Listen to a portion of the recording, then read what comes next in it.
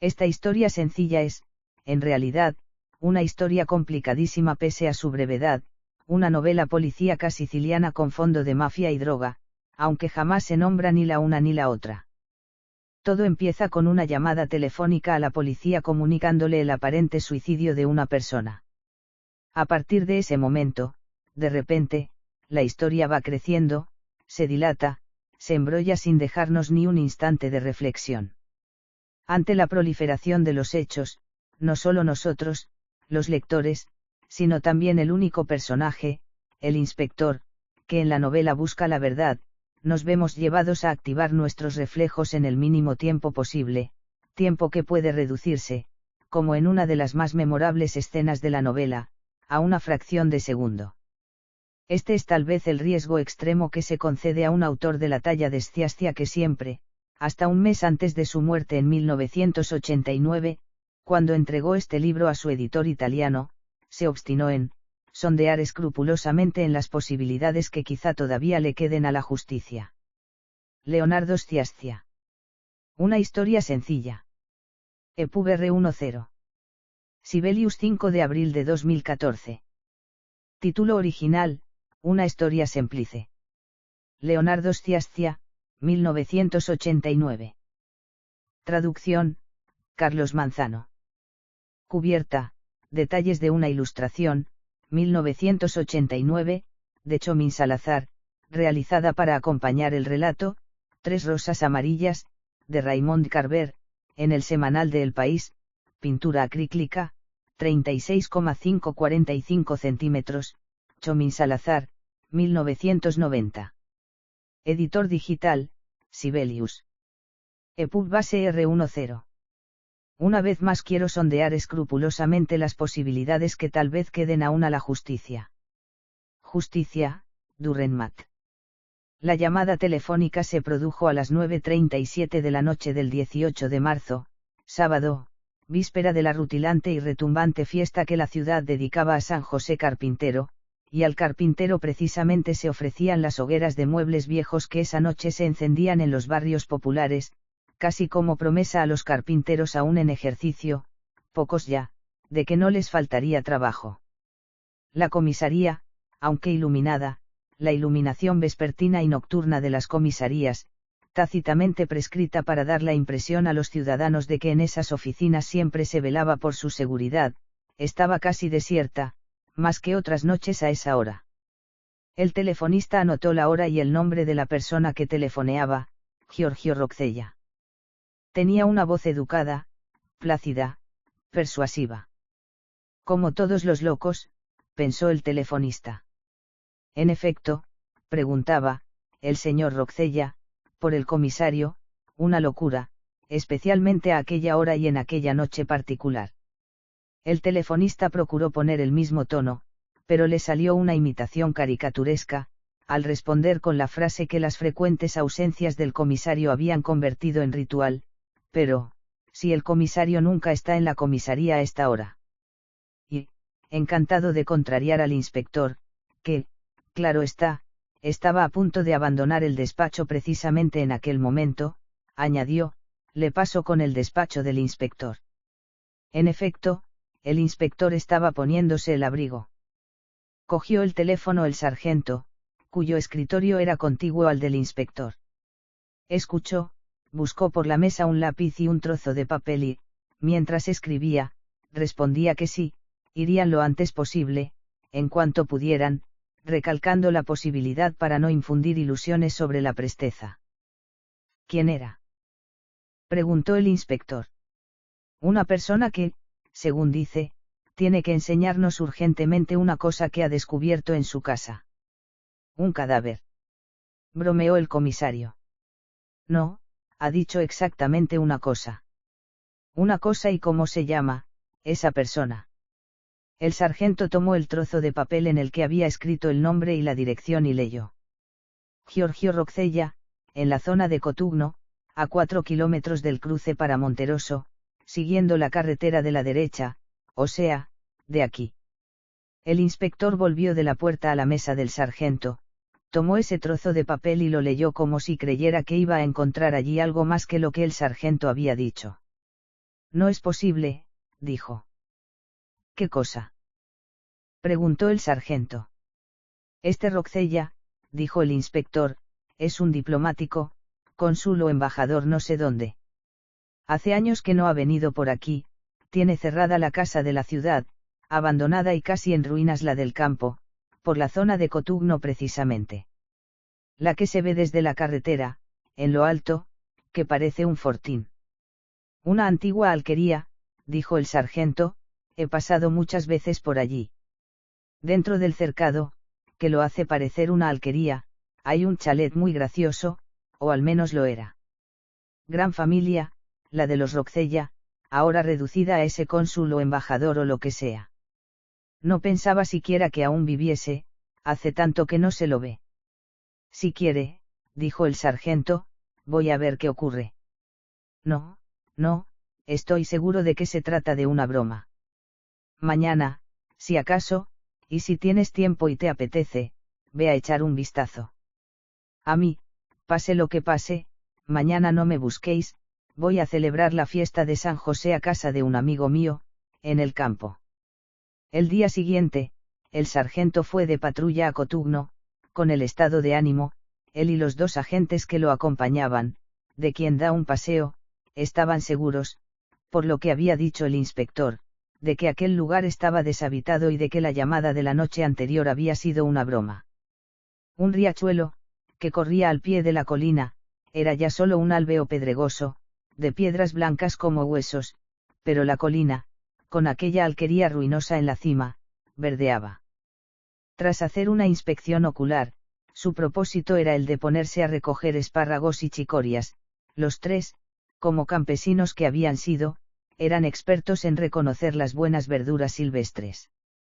Entraron en el cercado, que no estaba hecho, como se podía creer mirando desde abajo, de simples muros, eran almacenes, con las puertas cerradas con cerrojos lustrosos, que circundaban el chalet, en verdad gracioso y con muchas señales de disgregación, de ruina. Dieron una vuelta en torno a él. Todos los postigos estaban cerrados, salvo una ventana por cuyos cristales se podía mirar dentro. A la deslumbrante luz de aquella mañana de marzo, al principio les costó ver con claridad el interior, después empezaron a distinguir y, tras repetir la prueba colocándose las manos de pantalla contra el sol, a los tres les pareció indudable que había un hombre sentado de espaldas a la ventana y abatido sobre un escritorio. El sargento adoptó la decisión de romper el cristal de la ventana, abrirla y entrar en el cuarto. Ese hombre podía haber caído víctima de un ataque, tal vez hubiera tiempo de socorrerlo. Pero estaba muerto y no de síncope o infarto, en la cabeza, apoyada sobre el escritorio, entre la mandíbula y la sien, tenía un cuajarón de sangre. El sargento gritó a los dos agentes, que también habían entrado saltando por la ventana, no toquéis nada, y, para no tocar el teléfono, que estaba sobre el escritorio, ordenó a uno de ellos que volviera a la comisaría, contara lo que habían visto y mandase venir enseguida al médico, al fotógrafo y a los 2 o 3 de la comisaría que tenían la consideración y el privilegio de expertos científicos, según el sargento solo el privilegio, pues hasta entonces no había experiencia de un solo caso en que hubiesen hecho una contribución resolutoria, más bien lo que hacían era confundir. Tras dar esas órdenes y repetir a la gente que se había quedado con el que no tocara nada, el sargento empezó a hacer su trabajo de observación con vistas al informe escrito que después había de redactar, tarea bastante ingrata siempre, pues sus años de escuela y sus poco frecuentes lecturas no bastaban para hacerlo sentirse seguro con el italiano. Pero, curiosamente, el hecho de tener que escribir sobre las cosas que veía, la preocupación, la angustia casi, daba a su mente una capacidad de selección, de elección, de esencialidad, gracias a la cual lo que después quedaba en la red de la escritura acababa siendo sensato y agudo. Tal vez ocurra lo mismo a los escritores italianos meridionales, en particular los sicilianos, pese al bachillerato, la universidad y las numerosas lecturas. La impresión inmediata era la de que ese hombre se había suicidado. La pistola estaba en el suelo, a la derecha del sillón sobre el que había quedado sentado, arma antigua, de la guerra del 14, alemana, uno de los recuerdos que los veteranos se llevaban a casa. Pero había un detalle que anulaba en el sargento la impresión inmediata del suicidio: la mano derecha del muerto, que debería haber colgado al nivel de la pistola caída, estaba, en cambio, sobre el plano del escritorio, aferrada a un folio en el que se leía: he descubierto. Ese punto después de la palabra, descubierto, se encendió en la mente del sargento como un flash, desplegó, rápida y esquiva, la escena de un homicidio tras la del suicidio, construida con poca exactitud. El hombre había empezado a escribir: he descubierto, igual que en la comisaría había dicho haber descubierto en casa algo que no esperaba, y estaba a punto de escribir sobre lo que había descubierto, dudando ya de que llegase la policía y tal vez comenzando, en la soledad, en el silencio, a sentir miedo. Pero habían llamado a la puerta. La policía, pensó, pero era el asesino. Tal vez se presentara como policía y el hombre lo hiciese entrar, volviera a sentarse en el escritorio, empezara a contar lo que había descubierto. Tal vez estuviera sobre el escritorio la pistola, con el miedo en aumento probablemente hubiese ido a sacarla de algún escondrijo que recordaba. El sargento no creía que los asesinos se armaran con un instrumento tan viejo. Al verla sobre la mesa, tal vez pidiera, el asesino, información sobre el arma, comprobase su funcionamiento, la apuntara de improviso a la cabeza del otro y disparase. Y después el gran hallazgo de poner el punto después de: he descubierto que la vida no vale la pena, he descubierto la única y extrema verdad, he descubierto, todo y nada. No se sostenía. Pero por parte del asesino ese punto no era, al fin y al cabo, un error, para la tesis del suicidio, que se plantearía sin duda. El sargento estaba seguro de ello: de ese punto se extraerían significados existenciales y filosóficos y, sobre todo, si la personalidad del asesinado ofrecía algún pretexto. Sobre el escritorio había un manojo de llaves, un viejo tintero de peltre, la fotografía de una comitiva numerosa y alegre tomada en el jardín al menos 50 años antes, tal vez justo ahí fuera, cuando en torno a la casa debía de haber árboles armoniosos y umbrosos, ahora solo hojarasca y maleza. Junto al folio con él, he descubierto, la estilográfica cerrada, sutileza del asesino, el sargento estaba cada vez más convencido de que se trataba de un homicidio, para dar la impresión de que con ese punto el hombre había puesto precisamente punto final a su existencia. El cuarto tenía, en torno, estanterías, casi todas vacías. Los libros que quedaban eran volúmenes encuadernados de revistas jurídicas, manuales de agronomía, fascículos de una revista titulada Naturaleza y Arte. Además, había, apilados, algunos volúmenes que debían de ser antiguos, en cuyo lomo el sargento leyó Calepinus. Él siempre había creído que el calepino era un librito para llevar en el bolsillo, una libreta, un prontuario. Le pareció curioso que ese nombre para librillos se debiera a esos libros, cada uno de los cuales pesaba 10 kilos por lo menos. La preocupación por no dejar huellas dactilares lo disuadió de abrir uno de los volúmenes y, con la misma preocupación, recorrió la casa, seguido de la gente, sin tocar muebles ni picaportes y solo entró por las puertas que estaban abiertas. La casa era mucho mayor de lo que podía pensarse al mirarla desde fuera. Había un gran comedor con una mesa maciza de roble y 4 aparadores, de la misma madera, con platos, soperas, vasos y jarros dentro, pero también viejos juguetes, papeles, ropa interior. Alcobas había 3, 2 con colchones y almohadas amontonadas sobre los somieres y una con una cama en la que parecía que alguien hubiese dormido la noche anterior y tal vez otras tras las puertas que el sargento no abrió. La casa había estado abandonada y también despojada de muebles, libros, cuadros y porcelanas. Se advertía alguna señal de las cosas robadas, pero no daba la sensación de estar deshabitada. Había colillas de cigarrillos en los ceniceros y gotas de vino en los vasos, 5, trasladados a la cocina, seguro, con la intención de enjuagarlos. La cocina era espaciosa, con fogones de leña, horno y azulejos valencianos en las paredes, ollas de cobre y cazuelas colgadas de las paredes centelleaban bastante, con la escasa luz, si bien ya verdeaban por el sulfato. De la cocina se abría una puertecita a una escalera que subía estrecha y obscura y no se veía dónde acababa. El sargento miró a ver si había una luz que encender para iluminar aquella escalera. Al no ver otro interruptor que el que encendía las lámparas sobre los fogones, se aventuró a subir aquella escalera. Pero tras 5 o 6 peldaños comenzó, sin dejar de subir vacilante, a encender cerillas.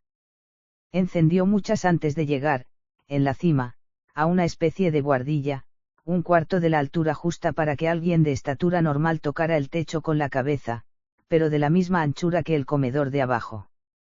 Estaba lleno de divanes, sillones y sillas desfondadas, cajas, marcos vacíos, colgaduras polvorientas.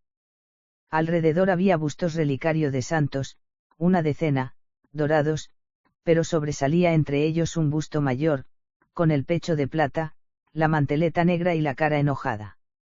Los bustos dorados llevaban, bajo el barroco pedestal, el nombre de cada santo. El sargento no tenía suficiente experiencia de santos para reconocer en el otro mayor y más taciturno a San Ignacio. El sargento encendió la última cerilla y volvió a bajar rápidamente. Un desván lleno de santos, explicó a la gente que lo esperaba al pie de la escalera. Se sentía como si le hubiesen caído encima polvo, telarañas y moho. Volvió a saltar por la ventana para encontrarse de nuevo con la mañana fría y espléndida, el sol, la hierba cubierta de gotas de escarcha. Con el agente siempre a 2 pasos detrás de él, dio la vuelta en torno a la casa. Entre zarzas y hojarasca había un claro que, evidentemente, había servido para maniobras de automóviles, tal vez de camiones. «Ha habido tráfico, aquí», dijo el sargento.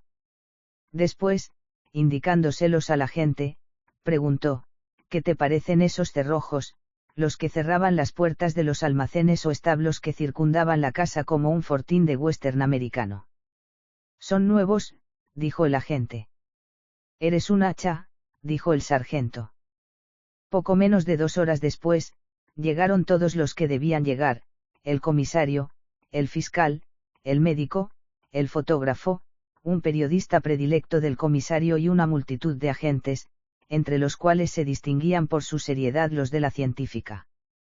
6 o 7 automóviles que aún después de haber llegado siguieron zumbando, retumbando y aullando, igual que habían salido del centro de la ciudad despertando la curiosidad de los ciudadanos y también, efecto que el comisario deseaba lo más tardío posible, la de los carabineros. Por eso, el coronel de carabineros, con cara hosca, irritadísimo, preparado para pelear, con el debido respeto, con el comisario, llegó una media hora después, cuando ya se habían abierto todas las puertas con esas llaves que había sobre el escritorio, ya se había iniciado la inspección un poco al azar y se había fotografiado al muerto desde todos los ángulos. Con furor contenido, el coronel dijo, «Pero podía haberme avisado». «Discúlpeme», dijo el comisario, «pero todo ha sucedido tan precipitadamente, en cuestión de pocos minutos». «Sí, sí», dijo irónico el coronel. Levantaron la pistola introduciendo un lápiz en el asa del gatillo, la depositaron con todo cuidado sobre un paño negro y la envolvieron con delicadeza. «Las huellas, rápido», dijo el comisario. Ya habían tomado las del muerto. «Trabajo inútil», sentenció después, «pero hay que hacerlo». «¿Por qué inútil?», preguntó el coronel. «Suicidio», dijo, solemne, el comisario, con lo que contribuyó a que el coronel comenzara a cultivar la opinión contraria. «Señor comisario», intervino el sargento. «Lo que tengas que decir lo dirás después en tu informe». Entretanto, pero no sabía qué se había de hacer o decir entretanto, salvo repetir, «suicidio, un caso evidente de suicidio». El sargento lo intentó otra vez, «Señor comisario. Quería hablarle de la llamada telefónica de la noche anterior, del punto detrás del, he descubierto». Pero el comisario lo cortó, «Queremos el informe», indicó al fiscal y a sí mismo, miró el reloj, a primera hora de la tarde. Y volviéndose al fiscal y al coronel, «Este es un caso sencillo, hay que procurar no desorbitarlo y despacharlo cuanto antes. Ve a escribir el informe, rápido». Automáticamente, el coronel vio, en cambio, el caso muy complicado y, de todos modos, no como para despacharlo cuanto antes. Entre las dos instituciones, el arma de carabineros y el cuerpo de policía, y fueran cuales fuesen las personas que las representaran, se manifestaba al instante una irreductible disparidad de criterios. Las dividía un largo contencioso histórico, y todos los ciudadanos que quedaban en medio acababan discutiendo dramáticamente al respecto. El sargento dijo, sí, señor, y salió a buscar el coche de patrulla con el que había llegado y que ya había regresado. Pero, como el comisario lo había enojado y carecía casi totalmente de lo que suele llamarse espíritu de cuerpo, es decir, considerar parte mayor que él todo el cuerpo al que pertenecía, juzgarlo infalible y, en caso de falibilidad, intocable, cargado de razón, sobre todo cuando estaba equivocado, se le ocurrió una idea burlona. Sentado al volante del automóvil en que había llegado el coronel estaba el sargento, de carabineros, que lo conducía. Nuestro sargento fue a sentarse a su lado, pues lo conocía bien, aunque no tenía confianza con él, y le contó todo lo que sabía del caso, todas sus sospechas. Le indicó también, en las puertas de los almacenes, esos cerrojos nuevos, lustrosos, y volvió a la comisaría, como aliviado, a escribir en 2 horas y pico lo que al compañero de su mismo grado había contado en 5 minutos. Así, al volver a la ciudad, el coronel de carabineros supo por su sargento los detalles que complicaban el caso más de lo que deseaba el comisario. Pese a ser domingo y fiesta de San José, enseguida afluyeron a la comisaría y a la comandancia de carabineros todos los datos del padrón y del catastro, las informaciones más o menos confidenciales. Las mismas, o casi, de fuentes y confidentes iguales, aquello que, si hubieran trabajado en armonía, habría ahorrado a una de las dos partes tiempo y esfuerzo que habría podido emplearse con mayor utilidad, pero ese es un anhelo tan imposible como la colaboración entre un constructor y un dinamitero, y, como se comprenderá, a ninguna de las dos partes cuadran funciones semejantes. La identidad de la víctima, Giorgio Roccella di Monteroso, nacido precisamente en Monteroso el 14 de enero de 1923, diplomático jubilado. Había sido cónsul de Italia en varias ciudades europeas y al final se había establecido en Edimburgo, donde vivía, separado de su esposa, con un hijo de 20 años. No había vuelto a Italia desde hacía casi 15 años salvo para morir trágicamente el 18 de marzo de 1989. Había sido el único de la familia en conservar, pero sin ocuparse de ellos, algunos restos de una propiedad vasta y variada, una casa semidestruida en la ciudad, aquel chalet con poca tierra alrededor. Había llegado a la ciudad aquel preciso día, el 18, había comido en el restaurante Le Tre Candele, donde había pedido espaguetis con salsa de sepia y pulpo con ensalada, había llamado a un taxi para que lo llevara al chalet. Se había asegurado, según dijo al taxista, de que las llaves que llevaba funcionaban para abrir la puerta, tras lo cual lo había despedido y le había dicho que volviese a recogerlo la mañana siguiente a las 11. Padezco insomnio, explicó, voy a trabajar toda la noche. Pero la mañana siguiente a las 11, al ver todo aquel movimiento de policía y carabineros, el taxista había dado media vuelta sin subir al chalet. Tal vez fuera ese hombre, pensó, un prófugo peligroso. ¿Y para qué meterse en un embrollo? El comisario, bastante irritado por el informe, que sospechaba un homicidio, del sargento, consideró la información de que la víctima se había separado de su esposa, o, según prefería, la esposa de él, un argumento que abonaba su hipótesis del suicidio. La pregunta de por qué había llamado antes a la policía se la planteó, pero no lo inquietó, quería, se respondió, matarse ante los ojos de la policía, para dar mayor originalidad y clamor a su gesto. Presa de la locura, en una palabra. Pero el sargento, prestando más atención al despacho informativo, hizo notar al comisario que la separación de la mujer se había producido 12 años antes. Por doloroso que sea, un caso así es difícil que llegue al colmo de la desesperación 12 años después. En cambio, la irritación del comisario para con el sargento llegó al colmo. No se permita esas observaciones, dijo, y haga regresar enseguida al inspector, esté donde esté. El inspector, tal como había anunciado el sábado, estuvo ilocalizable hasta el lunes por la mañana. A las 8 entraba en el despacho, donde ya estaba el sargento, con el abrigo, el sombrero y los guantes puestos y envuelto en una bufanda que le cubría hasta la boca. Se quitó toda la ropa de abrigo y se estremeció: hace frío aquí dentro, casi tanto como fuera, aquí los pájaros caerían fulminados. Según dijo, se había enterado de lo sucedido por la radio y los periódicos. Leyó sin comentarios el esquelético informe del sargento y salió a hablar con el comisario. Al volver, parecía enfadado con el sargento. No hagamos novelas, le advirtió.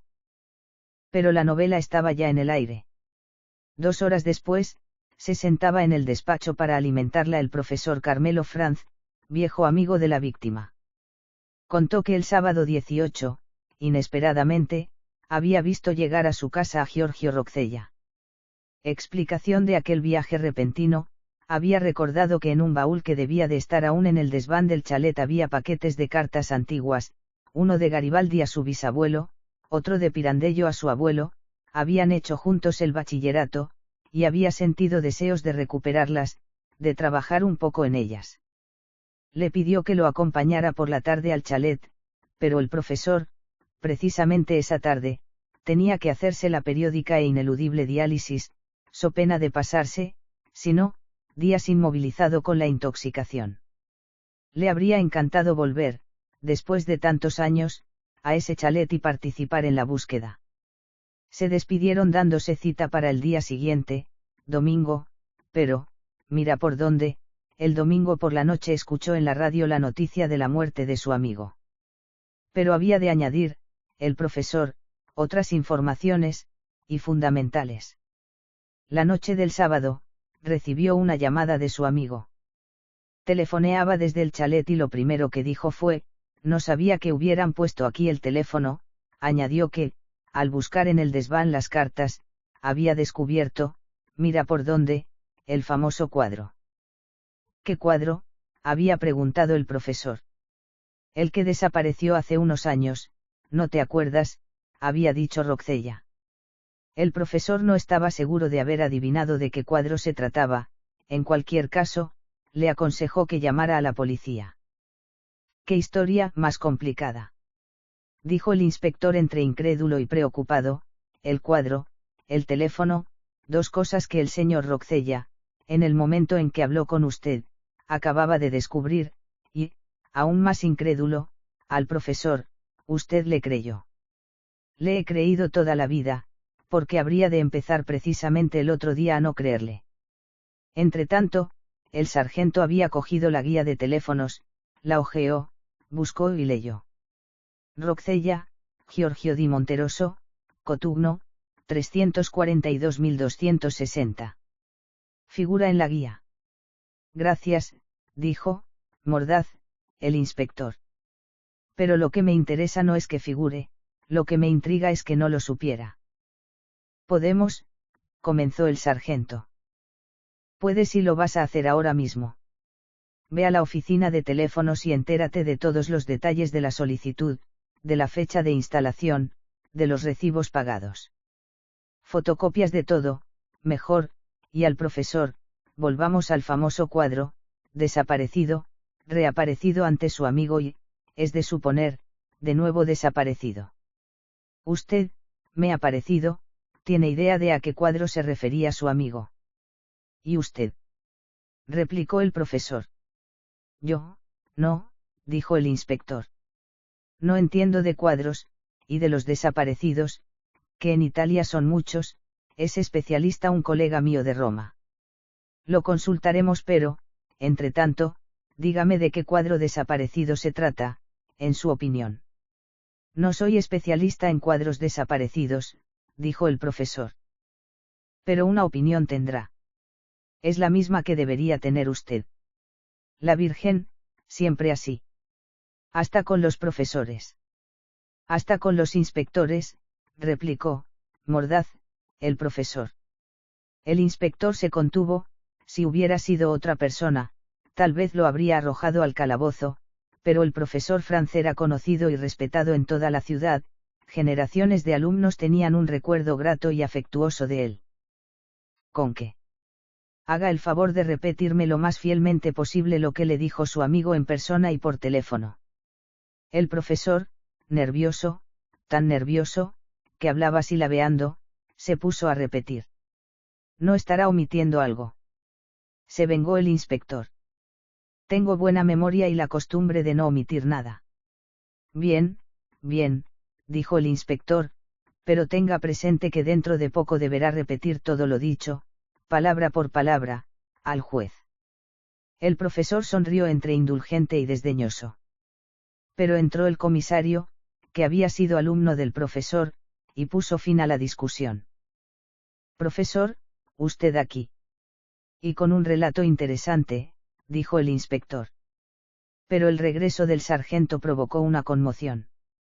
Estaba la solicitud, de hace 3 años, pero con firma falsificada. Lo han averiguado los carabineros. Maldición. Gritó el comisario, pensando en los carabineros. Pero, desechada, por el testimonio del profesor, la tesis del suicidio, que el comisario había aceptado al principio y el coronel de carabineros se había apresurado a rechazar, sus superiores los exhortaron a reunirse a intercambiar informaciones, hipótesis y sospechas. Se reunieron, por así decir, con los dientes apretados, pero no lograron mostrarse del todo imprecisos e insensatos. Reconstruyeron, el señor Roccella, presa del capricho de recuperar las cartas de Garibaldi y de Pirandello, había regresado de improviso, después de tantos años, había ido a ver a su amigo, había comido en el restaurante, tomó en la casa de la ciudad, o las llevaba consigo, las llaves del chalet y se trasladó a él en taxi. Allí, tras comprobar que las llaves aún servían, se había quedado a buscar las cartas.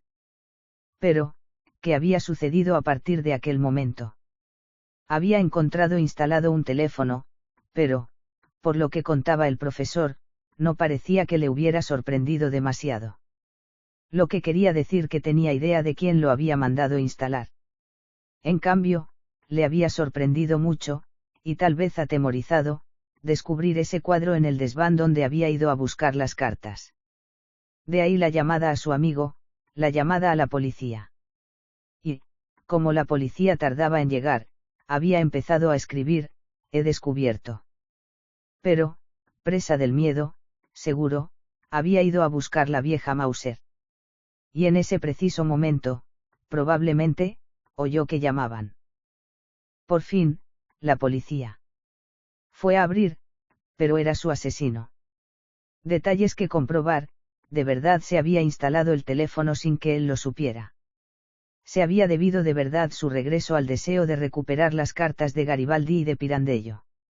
Había visto de verdad ese cuadro o se había tratado de un cuadro de la familia del que ya no se acordaba y que había reaparecido entre los numerosos trastos del desván. Había que hacer una nueva y más minuciosa perquisición en el chalet. Pero, mientras la decidían, ocurrió un hecho que provocó mucha actividad frenética y perturbación. Un tren local, a aquella hora, las 2 de la tarde, por lo general abarrotado de estudiantes, se había visto detenido en el semáforo situado antes de la estación de Monteroso por la señal de parada. Había esperado a que cambiara la señal, pero llevaba ya media hora ante la luz roja del semáforo. La carretera nacional corría paralela a la vía del tren. Estudiantes y ferroviarios bajaban a ella en tropel e imprecaban al jefe de estación de Monteroso, que o había olvidado dar vía libre o se había quedado dormido. Por la carretera, a aquella hora, pasaban muy pocos automóviles y solo uno se detuvo a preguntar qué había sucedido a aquel tren. Un Volvo. El jefe del tren pidió un favor al conductor, que subiera a la estación de Monteroso a despertar al jefe de estación. El Volvo subió hacia la estación, lo vieron detenerse en ella y después desaparecer. Evidentemente, había bajado por otro ramal de la carretera. Como el semáforo seguía en rojo, al cabo de un poco el jefe del tren, seguido de algunos pasajeros, subió a pie, 500 metros, a la estación, pero descubrieron con horror que el jefe de estación y el guardavía dormían, sí, pero el sueño eterno. Los habían matado. Imparcialmente, llamaron a los carabineros y a la policía, que enseguida se pusieron a buscar al hombre del Volvo. Búsqueda fácil, teniendo en cuenta que Volvos, en toda la provincia, no había más de 30, así lo consideró también el hombre del Volvo, cuando se enteró por la radio de que la policía lo buscaba, y comprendió que no tardaría en encontrarlo. Con que se presentó en la comisaría de mala gana y con aprensión, pero, como constó al comienzo del acta, espontáneamente. Nombre y apellido, lugar y fecha de nacimiento, domicilio, profesión y si había tenido algo que ver alguna vez con la justicia. Ni siquiera por una contravención, dijo el hombre. Pero la profesión declarada, representante de casas farmacéuticas, dio al inspector la indecible alegría de poder comenzar el interrogatorio con dureza. ¿Es usted propietario de un Volvo? Evidentemente. No diga evidentemente, cuando me responda a mí. Su Volvo es bastante caro. El hombre asintió. Entre los medicamentos que usted vende, figuran la heroína, la cocaína, el opio. Mire, dijo el hombre conteniendo la ira y el miedo, he venido aquí, espontáneamente, solo para contarle lo que se hizo ayer por la tarde. Cuente, pues, dijo con aire incrédulo el inspector. Subí a la estación, como me había rogado el jefe del tren. Llamé a los cristales de la oficina del jefe de estación, me abrió. ¿Quién? El jefe de estación, creo. Entonces usted no lo conocía. Número. Le dije lo que el jefe del tren me había encargado decirle. Apenas miré dentro de la oficina, había otros 2 hombres, que estaban enrollando una alfombra. Y me marché. Pero por otra carretera, dijo el inspector, ya que nadie lo vio bajar. Así que estaban enrollando una alfombra. El cuadro, se le escapó al sargento. El inspector lo fulminó con una mirada. Te lo agradezco, pero para eso no necesitaba tu ayuda. Pero, por Dios, dijo el sargento, yo no me permitiría, y con ingenuidad, confuso, balbuciente, añadió, usted tiene título. La réplica, que sonó irónica al inspector, lo hizo enfurecer del todo, pero contra el hombre del Volvo. Lo siento, pero debemos retenerlo aquí, tenemos que hacer muchas averiguaciones. El sargento Antonio Lagandara había nacido en un pueblo tan cercano a la ciudad, que ya se podía considerar parte de ella. Su padre, jornalero que había sabido elevarse al rango de podador, experto, solicitado, había muerto al desplomarse de un cerezo alto que estaba escamondando, cuando él estaba en el último año de un curso de economía y comercio. Había sacado el título, pero, al no saber qué hacer ni encontrar otra cosa, se había enrolado en la policía y, 5 años después, había llegado a suboficial. El oficio le apasionaba, por lo que quería hacer carrera. Se había matriculado en la Facultad de Derecho, asistía a clase cuando y como podía, estudiaba. La licenciatura en Derecho era la ambición suprema de su vida, su sueño, ingenua era, pues, la réplica que al inspector pareció malintencionada. Aún estaba resentido, cuando el sargento regresó de acompañar al calabozo al hombre del Volvo, cuyos gritos de protesta resonaban ahora por toda la comisaría.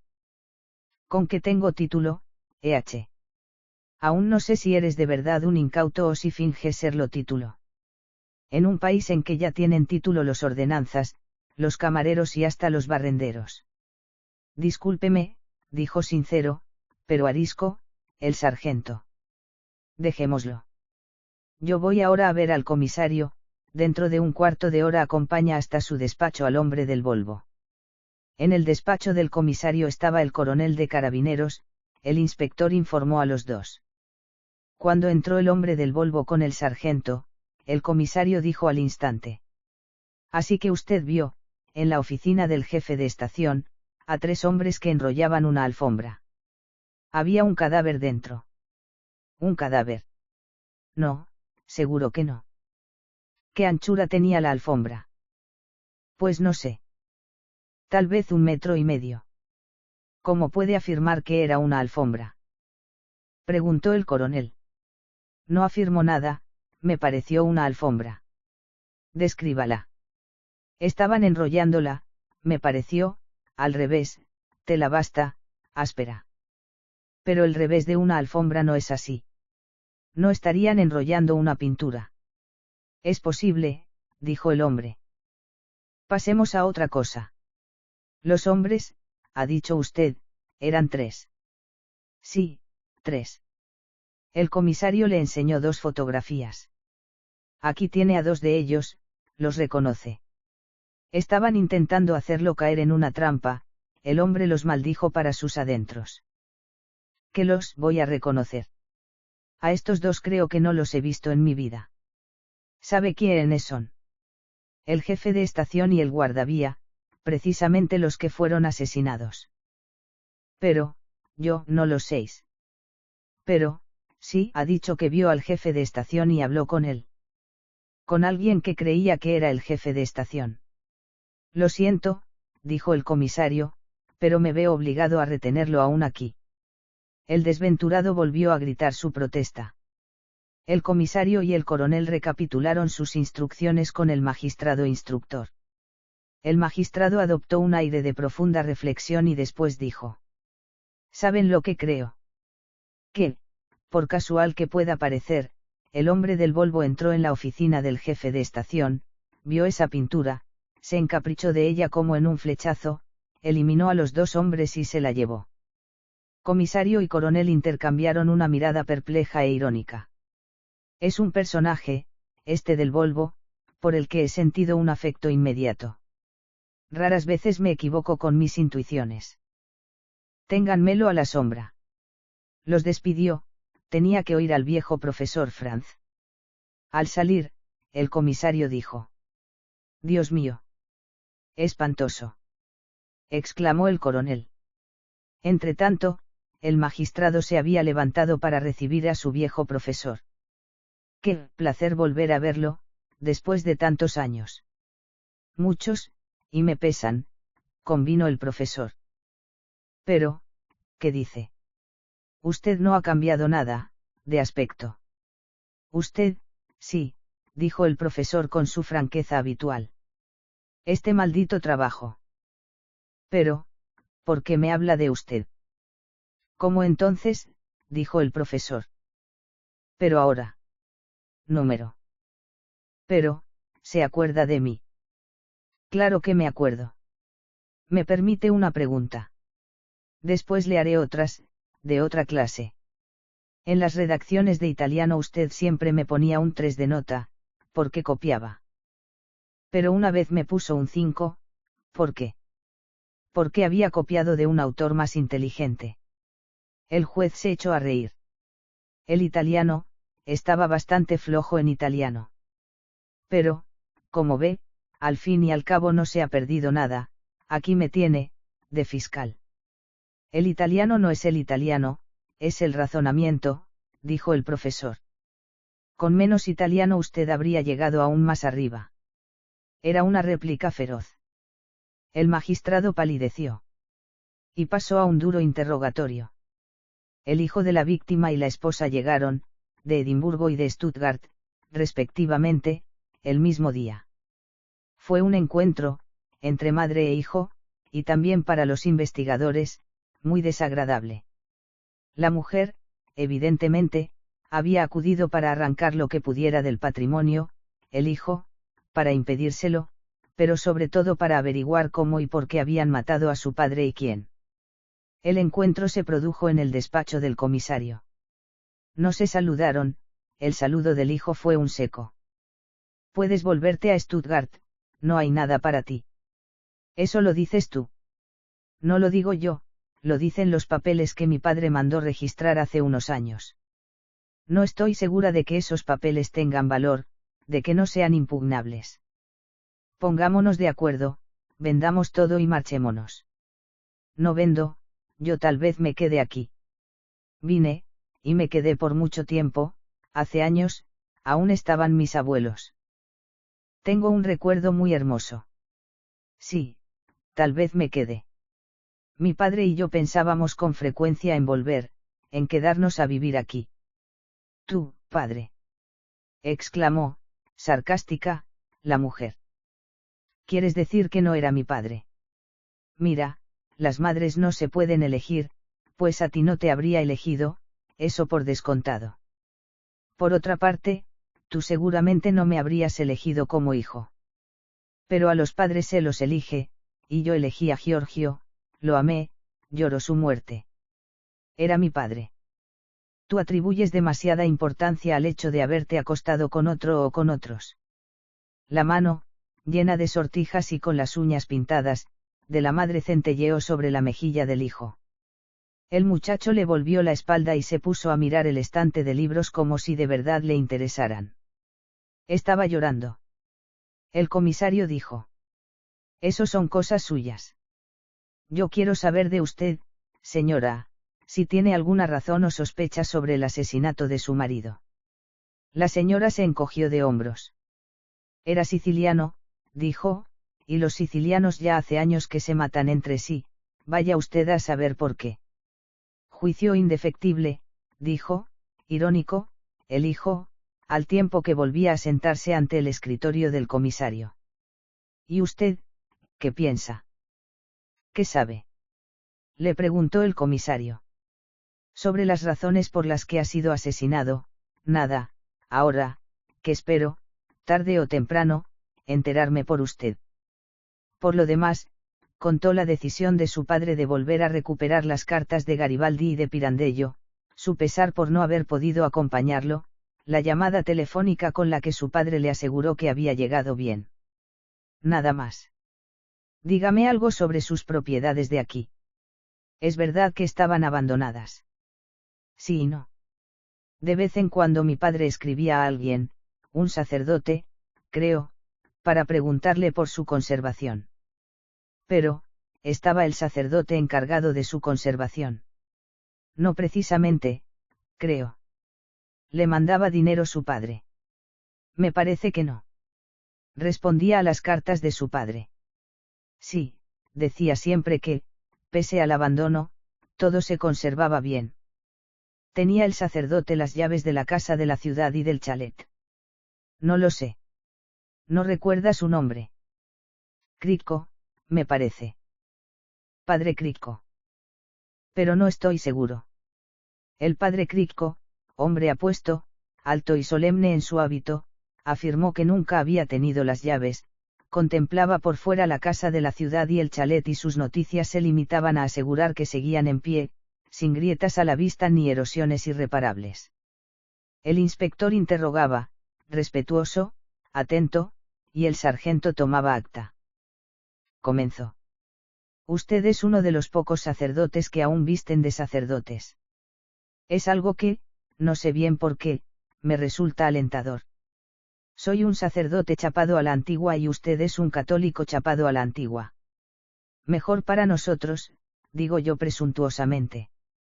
Como sacerdote, como hombre inteligente, como amigo del muerto, ¿qué opina de este caso? Pese a toda la novela que se está creando en torno a él, confieso que no logro quitarme de la cabeza la hipótesis del suicidio. Giorgio no era un corazón contento. Ya, esa esposa, ese hijo que no era hijo suyo. Pero parece que la policía científica.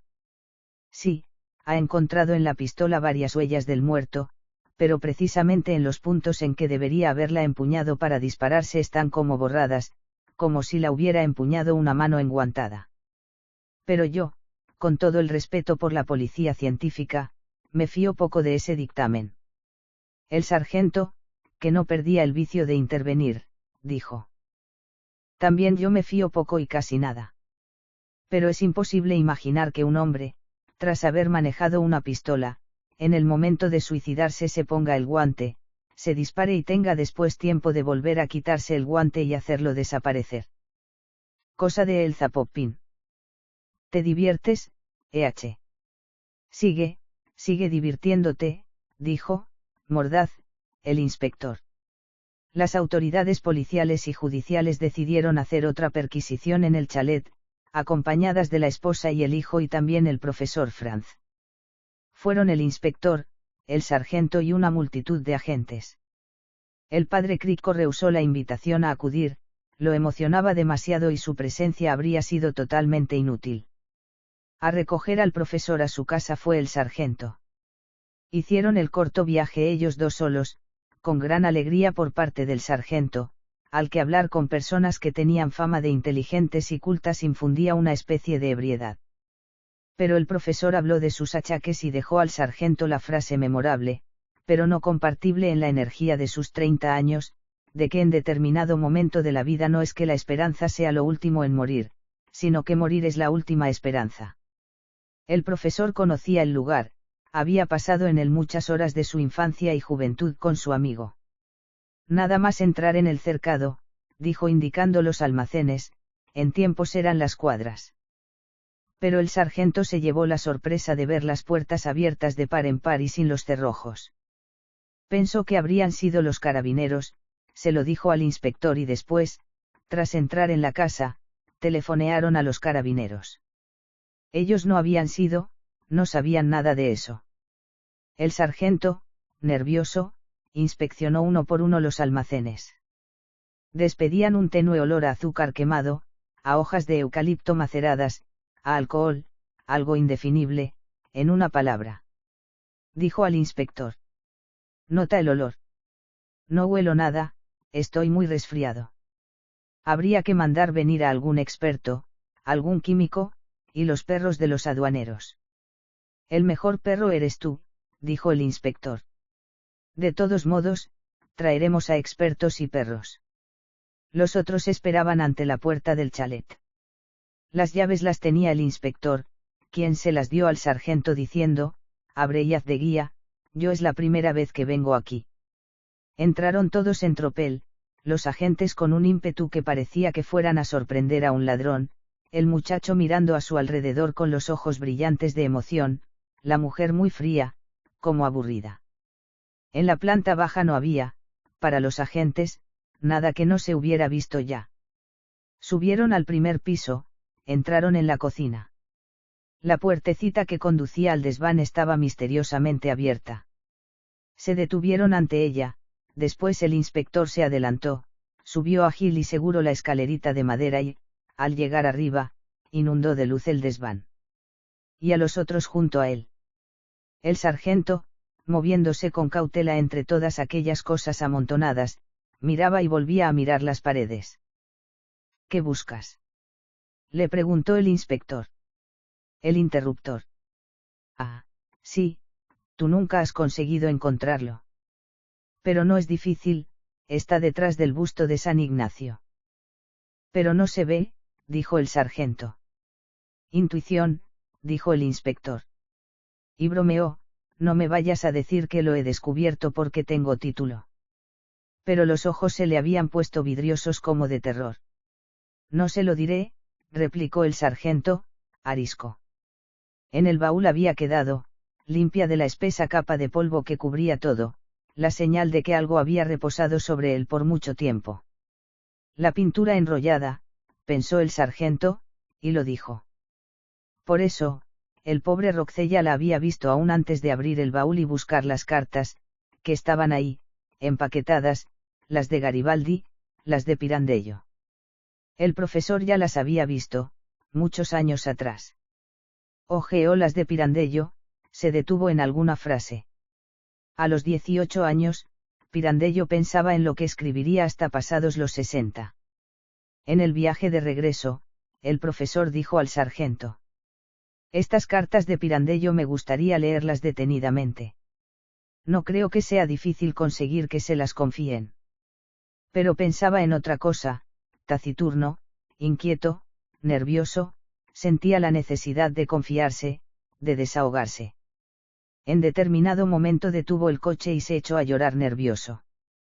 Llevamos 3 años juntos, en el mismo despacho. Comprendo, dijo el profesor.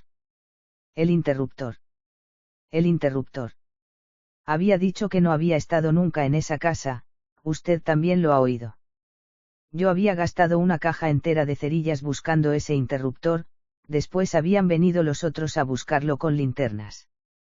Y, en cambio, él lo ha encontrado enseguida, a la primera. Un error increíble por su parte, dijo el profesor. Pero, ¿cómo ha podido hacerlo? ¿Qué le ha sucedido en ese momento? Tal vez un fenómeno de desdoblamiento repentino, en ese instante se ha convertido en el policía que se cazaba a sí mismo. Y, enigmáticamente, como hablando para sus adentros, añadió, Pirandello. Quiero contarle todo lo que, partiendo ahora del interruptor, estoy juntando aritméticamente. Aritméticamente, sonrió el profesor. Pero siempre quedará por disipar alguna duda. Por eso le pido que me ayude. En lo que pueda. Pero suba a mi casa, estaremos más tranquilos. Tras hablar durante horas, llegaron a la conclusión de que la pintura había sido una veleidad imprudente, una actividad marginal, casi un capricho. Algo muy distinto se hacía en aquel lugar, por eso, el pobre Roccella, al llegar por sorpresa, había sido asesinado.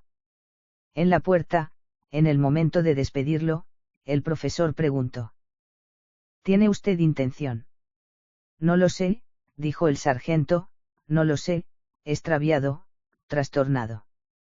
La mañana siguiente el inspector llegó al despacho a la hora de costumbre con su habitual buen humor, rayano en la euforia.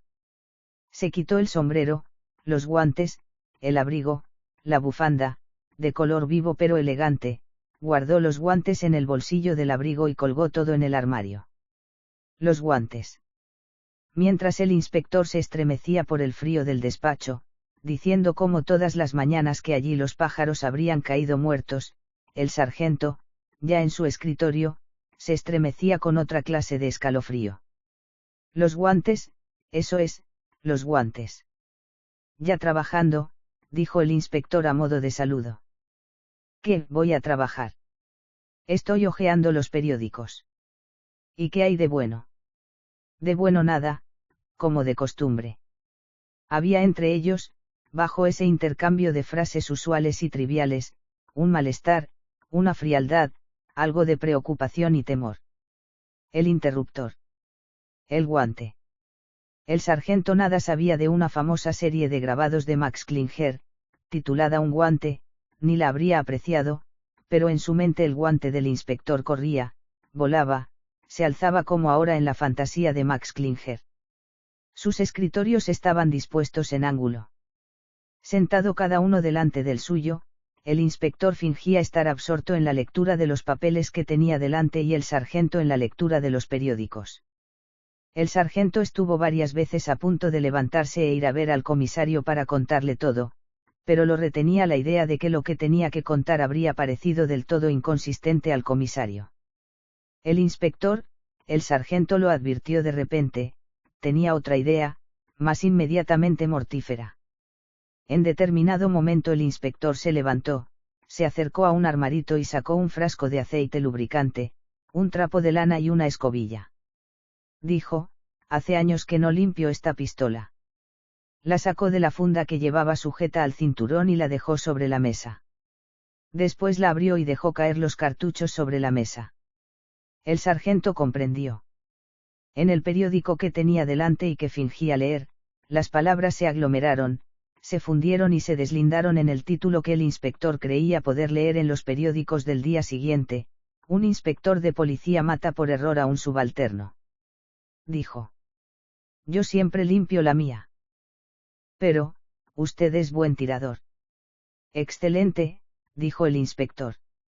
Y el sargento, como advertencia y descargo de conciencia. Mire que acertar en el centro de un blanco no basta para ser considerado buen tirador. Hace falta destreza, rapidez. Lo sé. Pues no, pensó el sargento, no lo sabes, o, al menos, no lo sabes como lo sé yo. Todas las mañanas dejaba su pistola en el cajón superior derecho del escritorio. Lo abrió lenta, silenciosamente con la mano derecha, mientras con la izquierda se tapaba con el periódico. Sus manos se habían vuelto más ágiles y parecían haberse multiplicado, todos sus sentidos se habían agudizado. Vibraba todo en él, como en una cuerda metálica fina y tensa. El atávico instinto campesino de desconfianza, de vigilancia, de sospecha, de previsión y reconocimiento de lo peor se le había despertado hasta el paroxismo. El inspector acabó de limpiar la pistola, la volvió a cargar, la empuñó fingiendo apuntar a la lámpara, a un calendario, a un picaporte, pero en el momento en que con repentina rapidez la apuntó al sargento y disparó, este ya se había arrojado al suelo con toda la silla, había retirado el periódico que sostenía con la mano izquierda y con el que tapaba la pistola que había sacado del cajón y había disparado un tiro certero al corazón del inspector, que se desplomó sobre los papeles que tenía delante y los ensangrentó profusamente. Era un buen tirador, dijo el sargento mirando el orificio del proyectil detrás de su escritorio, pero yo le había advertido, agregó como si hubiera vencido en una competición. Pero un instante después prorrumpió en llanto y rechinar de dientes. Resumamos, dijo el comisario. Resumamos y decidamos. Es decir, decida el señor fiscal, dentro de poco vamos a tener a los periodistas a la puerta. En el despacho del fiscal estaba también el coronel de carabineros y delante de ellos, como un acusado ante el tribunal, el sargento. Resumamos, pues. Según el relato del sargento, no carente de elementos de prueba, de indicios que yo, confieso mi error, no tuve en cuenta como debía, los hechos son los que voy a exponer brevemente. La tarde del 18 se produce la llamada telefónica del señor Roccella a la comisaría, pide que alguien vaya a su casa a ver cierta cosa. Responde el sargento que alguien irá, lo antes posible. Comunica el contenido de la llamada al inspector, se ofrece a ir, pero el inspector dice que no cree en el regreso, después de tantos años, del señor Roccella, considera que se trata de una broma. Dice al sargento que el día siguiente se dé una escapadita hasta ese lugar y se marcha diciendo que durante todo el día siguiente, fiesta de San José, estará ilocalizable, y lo estuvo, en verdad. Es fácil sospechar que avisaría a sus cómplices sobre el imprevisible regreso del señor Roccella y aún más fácil que fuera en persona, llamase y entrara como inspector de policía, se sentase junto a Roccella al escritorio en que éste había empezado a escribir sobre el cuadro que había descubierto y, en el momento preciso, tras coger esa pistola que inesperadamente se encontraba sobre la mesa, la empuñara con mano enguantada y le disparase a la cabeza. Después había puesto un punto a la frase, he descubierto, y se había marchado y había cerrado tras sí la puerta, que tenía cerradura de resorte. Debo decir, como autocrítica, que ese punto después de, he descubierto, cuya incongruencia me señaló el sargento, no me pareció significativo entonces. Pensé que Roccella había enloquecido, que había llegado a descubrir en el suicidio una solución y que se le había ocurrido suicidarse ante los ojos de la policía. Pero el día siguiente descubrirían sin duda al muerto, de ahí la necesidad del desalojo. Por la noche, llamaron a toda la banda para que se reuniera, trasladaron el cuadro y otros instrumentos de trabajo clandestino. ¿A dónde?, preguntó el juez. El sargento opina, y yo también, que a la estación de Monteroso, donde el jefe de estación y el guardavía formaban ya parte de la banda, aunque marginalmente, en calidad de difusores, de correos. Indudablemente, al ver llegar todo aquel material voluminoso y comprometedor, el jefe de estación y el guardavía se espantaron. Protestaron, amenazaron acaso, y fueron asesinados. Cuando llegó a la estación el hombre del Volvo, ya los habían matado, lo que explica su precipitada fuga. El hombre del Volvo no vio al jefe de estación y al guardavía, vio a sus asesinos. Eso lo hemos averiguado mostrándole las fotografías del jefe de estación y del guardavía, jamás los había visto. Después vino el episodio del interruptor, que no fue al sargento al único que impresionó.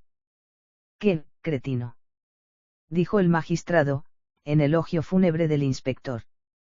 Y después, pero, querido comisario, querido coronel, esto es demasiado poco y si probásemos a rebatir esta historia considerando que el sargento miente y que es él el protagonista de los hechos de que acusa al inspector.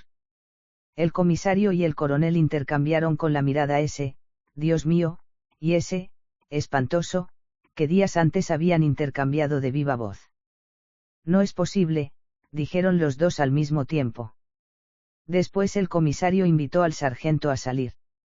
Espera en la antesala, te llamaremos dentro de 5 minutos.